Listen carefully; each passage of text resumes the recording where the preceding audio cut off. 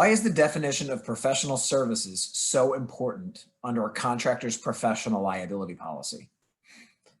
The definition of professional services is really the portal to evaluating contractors' professional liability coverage forms.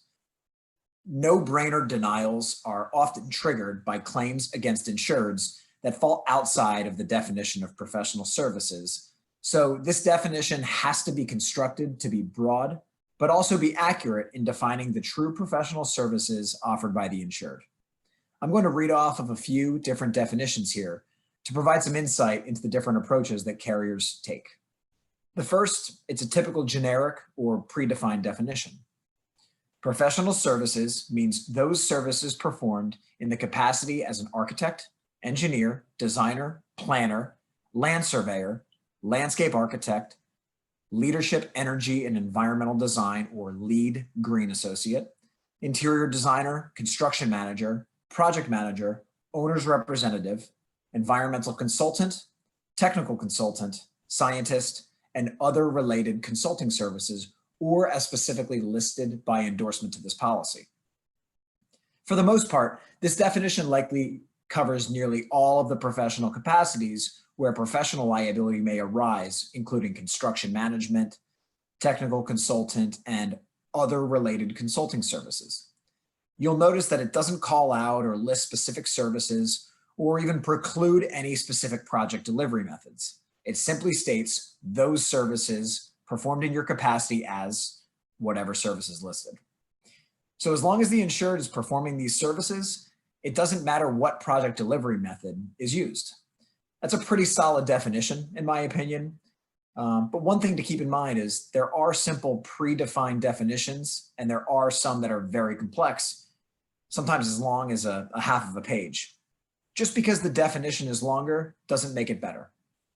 Focus on what definitions the insured offers. Focus on what services the insured offers and evaluate whether they fall within that definition, regardless of the length of that definition. Another approach to the definition is scripting a definition from scratch during the coverage negotiation phase of securing coverage. This one is a bit trickier because you have to create the language based on what you know about your client.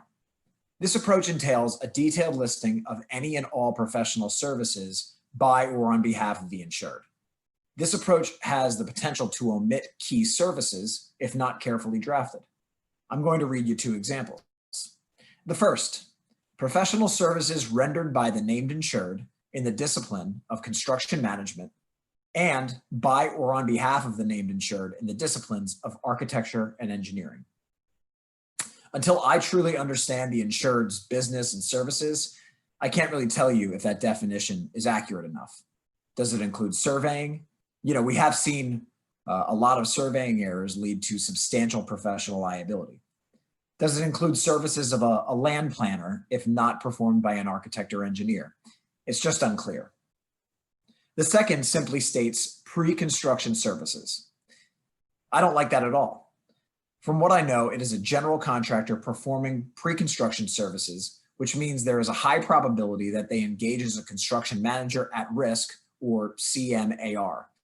If they enter into a construction management at risk contract, they need to expand this definition greatly to accurately reflect their services.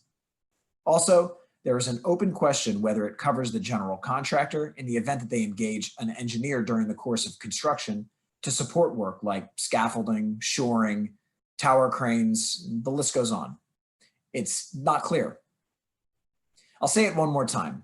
Attention has to be paid given to understanding the insured's business and services before you can say which definition works or not. For more information on this topic, please call your RT ECP consultant.